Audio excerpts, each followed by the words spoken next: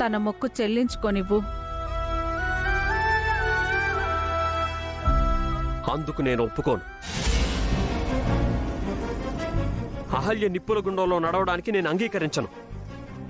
అది అమ్మవారి మొక్కండి, దయచేసి అడ్డు చెప్పకండి. మీ కండిషన్ మీకు తెలుసు కదండి.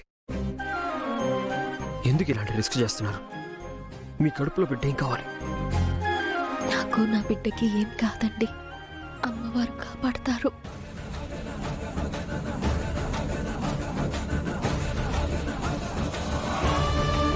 దయచేసి ఒప్పుకోండి. నేను ఒప్పుకోను అహల్య.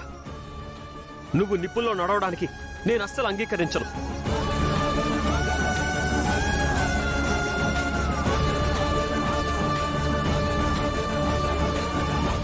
తనకు తానుగా నిప్పుల్లో దూకుతానంటే నువ్వెందుకు అడ్డుపడతావు? నీకెందుకు నొప్పి? తను నా భార్య నానమ్మా.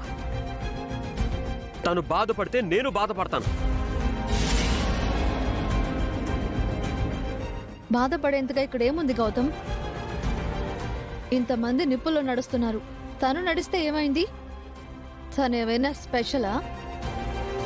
ఇంత ఓవర్ యాక్షన్ చేస్తున్నావు? It's none of your business Aditi.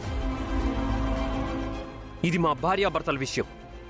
Gautam, Aditi నీకు కాబోయే భార్య అని గుర్తు పెట్టుకుని మాట్లాడు. అహల్య ఆల్రెడీ నా భార్య అని నీకు గుర్తుంటే ఇలా మాట్లాడరు. 2 రోజుల్లో నీతో విడాకులు తీసుకుని విడిపోయేది ఇంకా నీ భార్య ఏంట్రా?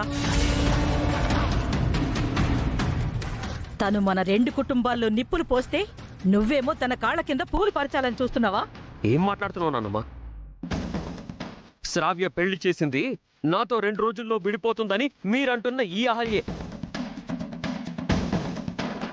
శ్రావ్య కాపురం కోసం విడాకులపై సంతకం చేసింది ఈ అహల్యే. చెయ్యని తప్పుకి నాన్న స్టేషన్కి వెళ్తే నింద తన మీద వేసుకొని కోర్టు మెట్లు ఎక్కింది కూడా ఈ అహల్యనే. ఇప్పుడు శ్రావ్య కోసం మనం ఎవరూ చేయలేని పని చేస్తుంది కూడా ఈ అహల్యే. తను నిప్పులు పోయడం ఏంటన్నానమ్మా? నేను పూలు పరుస్తానంటుంటే వాటిని కాదు అని నిప్పుల్లో నడవడానికి సిద్ధపడింది.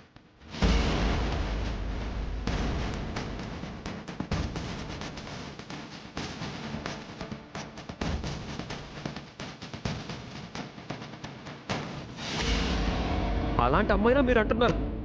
అసలు మీకు నోరెలా వచ్చింది నాన్నమ్మా? అసలు మీకు మనసు ఎలా ఒప్పింది? రే గౌతమ్, అందరూ చూస్తున్నారు.